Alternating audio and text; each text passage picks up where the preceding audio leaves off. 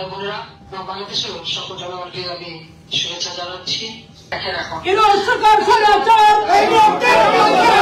সরকার স্বৈরাচার, প্রতীকী ধর্মান্তর, সরকার স্বৈরাচার, আমার মাটি আমার মা, পাকিস্তান হবে না, পাকিস্তান হবে না, আমার মাটি আমার মা, আমার মাটি আমার মা, পাকিস্তান হবে না।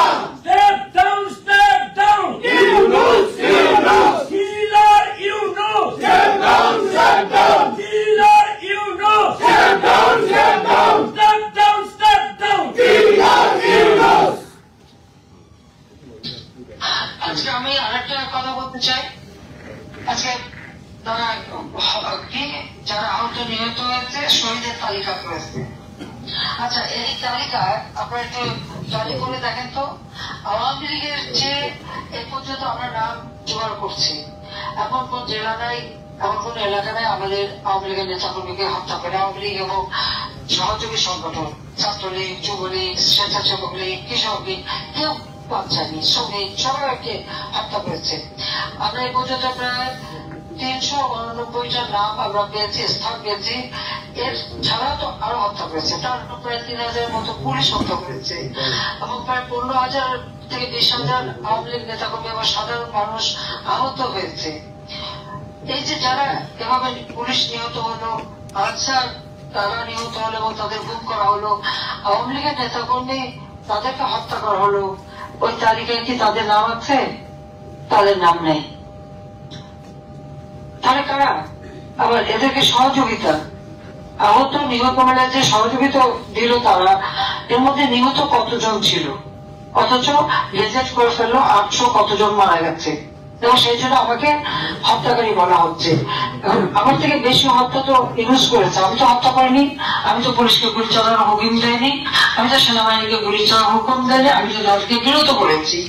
এবং যখন তারা একটা বিল্ডিং এ আগুন দিয়েছে, সেই বিটিডি ভবন থেকে শুরু করে পিআরটিসি ভবন, সেতু ভবন, দুর্যোগ মন্ত্রণালয় ভবন থেকে শুরু করে সব জায়গায় আগুন দিয়েছে, মানুষ ছাদে চলে গেছে। আমি হেলিকপ্টার পাঠিয়ে তাদেরকে উদ্ধার করেছি, র্যাব হেলিকপ্টার নিয়ে গেছে, সেনাবাহিনী আগুন দিয়েছে, সেখানে পানি ছিটিয়ে আগুন নেভাতে চেষ্টা করেছে।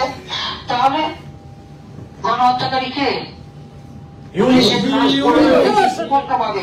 আওয়ামী লীগের নেতা কর্মী হত্যা করে পা বেঁধে ঝুলিয়ে, ঠিক কসাইখানায় যেমন পশু হত্যা করে পা বেঁধে ঝুলায়, সেভাবে পা বেঁধে ঝুলিয়ে ঝুলিয়ে রেখেছে। আপনারা সেই ছবি দেখেন নাই?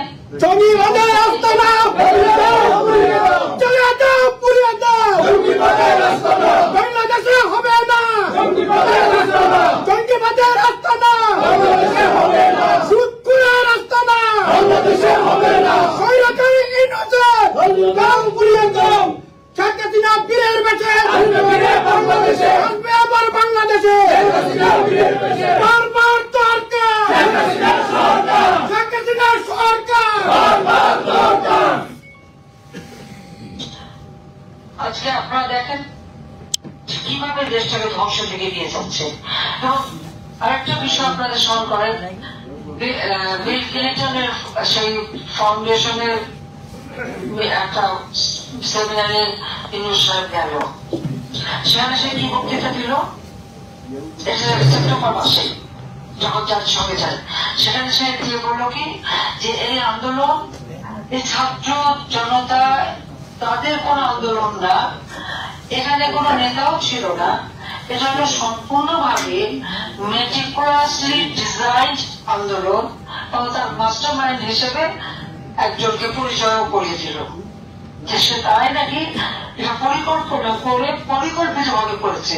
তবে আজকে যেটা বলা গণ অভ্যুত্থান, ছাত্রলীগের ছাত্র জনতার অভ্যুত্থান, এটাতে সে অভ্যুত্থান না, এটা তো ইউনুস নিজেই বলেছে এবং এটাতে তার সম্পূর্ণ পরিকল্পিত, সূক্ষ্ম পরিকল্পিত একটা আন্দোলন, এটা সে নিজে ওখানে স্বীকার করেছে। একটু স্মরণ করে দেখেন তার বক্তৃতাটা এবং শোনেন। ঠিক তার পাশাপাশি আর একটা বক্তৃতা আপনারা শুনবেন। ওয়ার্ল্ড ইকোনমিক ফোরামে গেল, সেখানে ওই যে তার যে ফাউন্ডার প্রফেসর সব, তার সাথে ওই যে কথোপকথন এবং সেমিনারের মতো সবাই ওখানে আছে।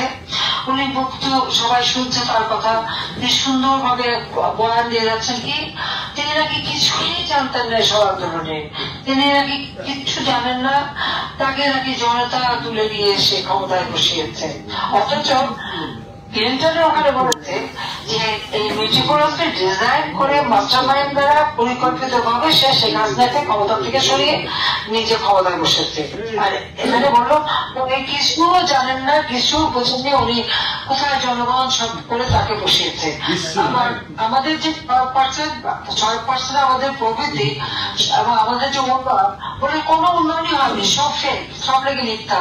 আচ্ছা আমাদের উন্নয়ন ফেক মিথ্যা, তাহলে আমরা বিশ্বের সমস্ত সংস্থা, সে ওয়ার্ল্ড ব্যাংক বলেন, IMF বলেন, ADB বলেন, অন্যান্য জাতিসংঘ, EU, কমনওয়েলথ, OIC প্রত্যেকে যে স্বীকার করেছে এবং অন্যান্য যে সমস্ত গবেষকরা তারাও বলেছে যে বাংলাদেশের উন্নয়নটা একটা বিস্ময় এবং বাংলাদেশ বিশ্বে 35তম অর্থনীতির দেশ হিসেবে স্থান পেয়েছে এবং বাংলাদেশ যে উন্নয়নশীল দেশে গ্রাজুয়েশন হয়েছে, এই গ্রাজুয়েশন হতে গেলে কতগুলি ক্রাইটেরিয়া পূর্ণ করতে হয়।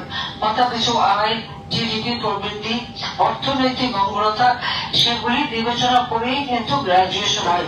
যদি অর্থনৈতিক উন্নতিটা না হবে তাহলে গ্রাজুয়েশনটা হলো কম থেকে আসমান থেকে তো পড়ে নাই। কিন্তু এই লোকটা এত বড় মিথ্যাবাদী, সেখানে যে দিক দিয়ে এই মিথ্যা কথাগুলি বলে আসলো, অর্থাৎ নিজেদের ধ্বংস করে দিয়েছে। মানে কিছু ধস নাই, সব ধ্বংস, আমাকে সংস্কার করতে হবে। কি সংস্কার করবে? সে সংস্কার করবে, সে কি জনগণের ম্যান্ডেট দিয়ে ক্ষমতা এসেছে? জনগণের ভোটে নির্বাচিত হয়ে এসেছে? জনগণের ভোটে নির্বাচিত হয়ে আসতে পারলে না, তার কথা বলার অধিকার ছিল। সে তো অস্ত্র এবং অর্থ দ্বারা চক্রান্ত করে, ষড়যন্ত্র করে, মানুষ হত্যা করে, মানুষের লাশের উপর পা দিয়ে ক্ষমতা দখল করেছে। এটা এবং এখনো যে সে দেশ চালায়, একটা অবৈধভাবে দেশ চালায় এবং সে ছাত্রলীগ ব্যান করে, আওয়ামী লীগের মাঠে নামতে দেয় না। আওয়ামী লীগ একটা রাজনৈতিক দল, 49 সালে দলের জন্ম, এই দলের নেতৃত্বে এদেশের সামনে একটা মাতৃভাষায় কথা বলার অধিকার। অথচ সেই দলকে একটা নেতা কর্মী মাঠে নামতে পারে না।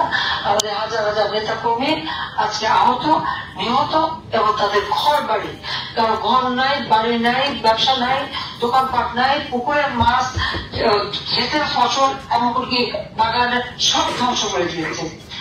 আর তারপর সরকারি কর্মচারী, তাদেরকে চাকরি খাচ্ছে, তাদেরকে ওএসডি করে দিচ্ছে, তাদের বিরুদ্ধে মামলা।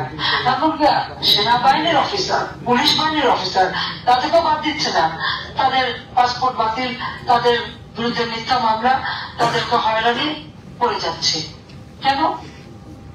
বিজয়ের ঘটনা ঘটে গেছে। আমি 2008 সালের নির্বাচনে যখনই 233টা সিট পেলাম, তখনই চক্রান্ত শুরু হলো সরকার গঠনের সাথে সাথে। 1.5 মাসও হয় নাই, বিজয়ের ঘটনা ঘটলো। কে ঘটালো এই ঘটনা? যেখানে আমি নিজে অনুষ্ঠানে গেলাম এবং দেখলাম তারা কত আনন্দিত। আর সেখানে একটা চক্রান্ত করে ঘটনা ঘটিয়ে মাত্র 48 ঘন্টার মধ্যে আমরা সেই বিদ্রোহ দমন করলাম। এটা শুধু পিলকানায় হয় নাই, বাংলাদেশের 40টা জায়গা প্রত্যেকটা বিয়মিত হয়েছিল। আমরা সবগুলি তাদের নিয়ন্ত্রণ করলাম এবং উদ্ধার করলাম সমস্ত আর্মি অফিসার তাদেরকে। এর পরবর্তীতে যারা মারা গেছে তার মধ্যে 57 জনের মধ্যে 46 জনই আওয়ামী লীগ পরিবারের। আমাদের আওয়ামী লীগের সেই নানক, এমনকি এসব সাহেবের আত্মীয়, নানকের আত্মীয়, অমুকের আত্মীয়, আমাদের সকলের আত্মীয় স্বজন ওখানে। আওয়ামী লীগের নেতা মালিকুল সাহেব, আমাদের এমপি মেয়ের জামাই থেকে শুরু করে নাতি জামাই থেকে সব, এবং এখানে অনেক অফিসার। আমি তখন তাদের নিয়োগ দিয়েছি আমার এসএসএফে, পিজিআই, তাদের আসার কথা, জয়েন করার কথা অনুসরণ করে। এই চক্রান্তটা তারা ঘটিয়েছিল এবং সেটা তদন্ত করা হয়, বিচার করা হয়, শাস্তি দেওয়া হয়। আজকে তাদেরকে ছেড়ে দিয়েছে, তাদেরকে ছেড়ে দিয়েছে, আমি দিয়ে দিয়েছে। আর জেলখানায় যত সন্ত্রাসী ছিল, জঙ্গি ছিল, তাদেরকে মুক্ত করে দিয়ে, আর আওয়ামী লীগের নেতা কর্মীদের জেলখানায়, জেলখানায় তাদেরকে যে অত্যাচার করছে, মাটিতে ঘুমানো, শীতের কাপড়টা নিতে দেয় না, ওষুধ দিতে দেয় না, ডিভিশন দেয় না, ছেলের মধ্যে ফেলে রাখে চরম ভাবে, আর কথায় কথায় রিমান্ডে নিয়ে অত্যাচার করে। কেন? আওয়ামী লীগের অপরাধটা কি? দেশ স্বাধীন করেছে, সে অপরাধ। এখন যাদেরকে আমরা যুদ্ধ করে পরাজিত করেছি, এখন তাদের পা চাটতে যাচ্ছি। একেবারে বিগলিত হয়ে পড়ে সে পরাজিতদের দেখলে। আমরা বিজয়ী জাতি, আমরা তো মাথা উঁচু করে বুঝতে পারবো চলতাম। আজকে আমাদের সেই সম্মান সম্পূর্ণভাবে এরা ধ্বংস করেছে। কাজে প্রতি পদে পদে মানবাধিকার লঙ্ঘন করে যাচ্ছে এই ইউনূস। গ্রামীণ ব্যাংকে হাজার হাজার কোটি টাকা মানি লন্ডারিং করেছে। গ্রামীণ যে টেলিকম, আমি যে মোবাইল ফোন তাকে দিয়েছিলাম, গ্রামীণ ফোন, এই সেখানকার টাকাগুলি সব লুটপাট করেছে। এমনকি শ্রমিকের টাকা পর্যন্ত লুটে খেয়েছে। সেই শ্রমিকের টাকা আত্মসাৎ করছে বলে শ্রমিকরা মামলা করেছে। সেই মামলায় ইউনূসে কিন্তু শ্রম আদালতে 6 মাসের সাজাপ্রাপ্ত আসামি জামিনে ছিল এবং তার এই দুর্নীতি অডিট করার পরে ধরা পড়েছে। 5টা মামলা তার বিরুদ্ধে ছিল দুর্নীতি দমন কমিশনে। ক্ষমতা এসে সব মামলা বাতিল। তার কাছে 1100-1200 কোটি টাকার মতো ট্যাক্স পাওনা, 666 কোটি টাকার কেস। রায় হবার কথা 6 আগস্ট, 5 আগস্ট এই চক্রান্ত করে ক্ষমতায় যাবে এবং সেই ট্যাক্স মওকুফ করে নিয়েছে। নিজে ট্যাক্স মওকুফ করে নিলেন। তার 54টা কোম্পানি, ব্যবসা প্রতিষ্ঠান, কোন প্রতিষ্ঠান সে দেয় না, শ্রমিকের ন্যায্য পাওনা দেয় না, শ্রমিকের কলার ফাঁকে টাকা দেয় না, সে টাকা মেরে খায়, সব পাচার করে, আর সেগুলি ব্যবহার করে এখন। আর সেখানে জনগণের কাছে ট্যাক্স বসিয়েছে। যেখানে পেটে খাবার নাই, আয় উপার্জন নাই, জিনিসের দাম বেড়ে গেছে। এমনকি আজকে বললো স্পিনিং প্রায় 14 ভাগের উপরে, আর সেখানে তাদের উপরে বড় রকমের খাবার গা এখন ট্যাক্স, ভ্যাট সবকিছু বাড়লো।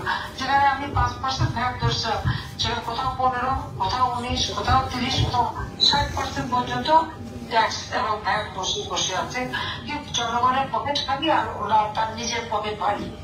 এবং এই যে কতগুলি লোক পেলে তাদেরকে দিয়ে সমস্ত বাংলাদেশে এজেন্ট লাগাচ্ছে, তাদেরকে টাকা দিচ্ছে, আইফোন কিনে দিচ্ছে, তাদেরকে ল্যাপটপ দিচ্ছে এবং তাদের যদি আওয়ামী লীগ কোথায় লুকিয়ে আছে ধরতে পারে, তাদের উল্টো আরো প্রাইজ বানিয়ে দিচ্ছে। এবং এই যে তার যে গাদা পুষছে এবং তাদেরকে দিয়ে দেশের সর্বনাশ করাচ্ছে, এ টাকাটা কোথেকে আসে? 2023 সালে তার অ্যাকাউন্টে 118 কোটি টাকা। কোথেকে আসলো এই টাকা? সে জবাব দেবে? কোথায় পেল? তার নাকি কিছুই নাই, কোনো আয় নাই, তার বাড়ি নাই, ঘর নাই, সে বলে বেড়াচ্ছে। অথচ গুলশানে ওই রোড নম্বর 84-তে যা, তার বিশাল ফ্ল্যাট, ওটা মেয়ের 9 কোটি টাকা দিয়ে কেনা। পূর্বাঞ্চলে 68 একর জমি তার, একটা ফাউন্ডেশন, সে একটা কায়দা করে সবকিছুতে ফাউন্ডেশন বানায়, আর ক্লাস বানায়, 4 টাকা ওখানে রেখে দেয়। সেখানে 68 একর জমি তার, সেখানে রিসেন্টলি বিক্রিও করছে। ঢাকা শহর এবং বাংলাদেশের বিভিন্ন জায়গায় যে জমি, সব খবর আছে এবং কত হাজার কোটি টাকা সে মানে বিদেশে পাচার করেছে তারও হিসাব আছে। একটা চরম দুর্নীতিবাজ, গরিবের রক্ত চুষে সেই টাকা নিয়ে সেই টাকা লুট করে খেয়েছে এবং আমি তাকে দিয়েছি। 96 সালে গ্রামীণ ব্যাংকের টাকা সে গ্রামীণ কল্যাণ ফান্ড বানায় ওখানে সরালো। ফান্ড বানিয়ে সরিয়ে আমাকে এসে বললো আমি সরকার গঠন করি, গ্রামীণ ব্যাংকে টাকা নেই, সে চালাতে পারছে না। হ্যাঁ, তার এই ভালো মানুষের কথায় আমরা ভুলে গিয়েছিলাম। প্রথমে 100 কোটি, তারপরে 200 কোটি, তারপর আবার 100 কোটি, 400 কোটি টাকা গ্রামীণ ব্যাংকে দিয়েছে। গ্রামীণ ব্যাংক কিন্তু সরকারি প্রতিষ্ঠান, এটা ইউনূসের না, ইউনূস করে নাই। ইউনূস ছিল একজন এমপ্লয়ি, চাকরিজীবী, এমডি হিসেবে সে বেতনভোগ কর্মচারী। কিন্তু সমস্ত গ্রামীণ ব্যাংকটা এখন সে গ্রাস করে নিয়ে নিয়েছে। ওই গ্রামীণ ইউনূস সেন্টার বানিয়েছে, গ্রামীণ ব্যাংকের অফিস। সে অফিস সেখানে 11,000 স্কোয়ার ফিট, মাত্র 1,000 টাকায় 24 বছরের জন্য লিজ দিয়েছে 16 তলায়। আর ওখানে বসে এখন যত রকমের চক্রান্ত ষড়যন্ত্র করে যাচ্ছে ওই মিরপুরে যে ইউনূস সেন্টার এবং গ্রামীণ ব্যাংকের যে 16 তলা বিল্ডিং, ওখানে বসে খুব আধুনিক অফিস করে নিয়েছে। সবই জনগণের টাকা, অথচ সেগুলি সব ভোগ দখল, সেগুলি সব নিজের হয়ে গেছে, 1,000 টাকায় নিয়ে নিয়েছে। এইভাবে তারা ধোকাবাজি দিয়ে মানুষের কাছে লবিস্ট রাখে, লবিস্ট রেখে শুনলাম আমেরিকায় নাকি $3 লক্ষ মাসে দিয়ে লজিস্টিক করেছে ট্রাম্পের সরকারের সাথে খাতির করার জন্য। আবার একজন না, 2-3 জন তার লবিস্ট। এইভাবে তারা টাকা ব্যয় করে, আর দেশের মানুষ খাবার পায় না, চাল কিনতে পারবে না, গম কিনবে না, মানুষের খাবার দিতে পারবে না, টিসিবির যে কার্ড সেখানে নাকি চাল কিনতে পারবে না, সার কিনতে পারবে না, জ্বালানি কিনতে পারবে না, আর নিজে ওদিকে টাকা খরচ করে নিজের ইমেজ তৈরি করতে পারে। একটু দেশের কোনো কল্যাণ করবে না, শুধু নিজের ভোগ দখলের জন্য এসেছে। কিন্তু এর হাত থেকে দেশকে রক্ষা করতে হবে, দেশকে মুক্ত করতে হবে, এবং তার জন্য আপনার প্রবাসী রাখেন, জনমত সৃষ্টি করা।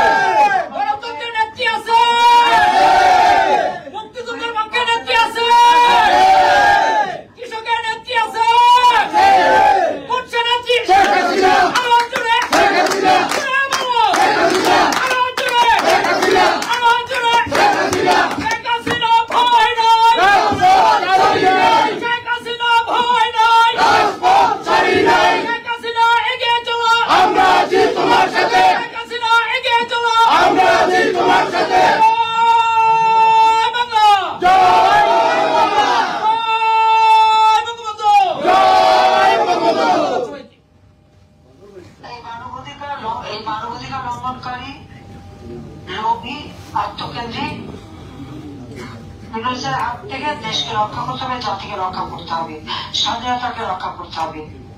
আজকে আমাদের সংবিধানে হাত দিতে চায়, জাতীয় সঙ্গীতে হাত দিতে চায়, জাতীয় বিধান নাম মুছে ফেলেছে, ইতিহাস বদলে দিচ্ছে, এবং পরাজিত শক্তি এবং যারা যুদ্ধ অপরাধী, যারা গণহত্যা করেছে, নারী ধর্ষণ করেছে, নির্যাতন করেছে, আমাদের বুদ্ধিজীবীদের হত্যা করেছে, আজকে তাদেরকে নিয়ে তার ঘর সংসার, যত জঙ্গি, সন্ত্রাসী এবং যত রকমের সেই যারা এই ধরনের সন্ত্রাস বিশ্বাস করে, তাদেরকে নিয়ে আজকে তার চলা, এবং দেশটাকে সে সম্পূর্ণ ধ্বংসের দিকে নিয়ে যাচ্ছে।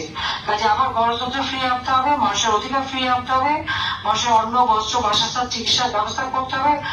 বাংলাদেশ যেন উন্নয়নশীল দেশ হিসেবে এগিয়ে যেতে পারে, তার জন্য ব্যবস্থা নেওয়ার জন্য এই দুর্বৃত্ত সরকার, স্বৈরাচারী, ফ্যাসিবাদী এবং একেবারে দুর্নীতিবাদ, এর হাত থেকে দেশকে রক্ষা করতে হবে। স্বৈরাচার ইউনুস তার রাষ্ট্র চালাবার কোন অভিজ্ঞতাই তো নাই, সে নিজেই স্বীকার করে, তার সে ক্ষমতা থাকে কেন? এই মুহূর্তে তাকে ছেড়ে দিতে হবে এবং দেশকে দেশের মতো চলতে দিতে হবে, গণতান্ত্রিক দ্বারা অব্যাহত রাখতে হবে। আপনারা প্রবাসে থেকে জনমত সৃষ্টি করেন এবং তার এই অপকর্মকে দর্শকরা তুলে ধরেন, এবং এর হাত থেকে যেন বাংলাদেশের মানুষ মুক্তি পায়, তার জন্য সকলকে একযোগে কাজ করতে হবে। ইনশাআল্লাহ আবার দেশ ফিরে আসবে, বাংলাদেশ উন্নয়নশীল দেশের মর্যাদা পাবে। 2041 সালের মধ্যে উন্নত, সমৃদ্ধ, স্মার্ট বাংলাদেশ ইনশাআল্লাহ আমরা গড়ে তুলবো।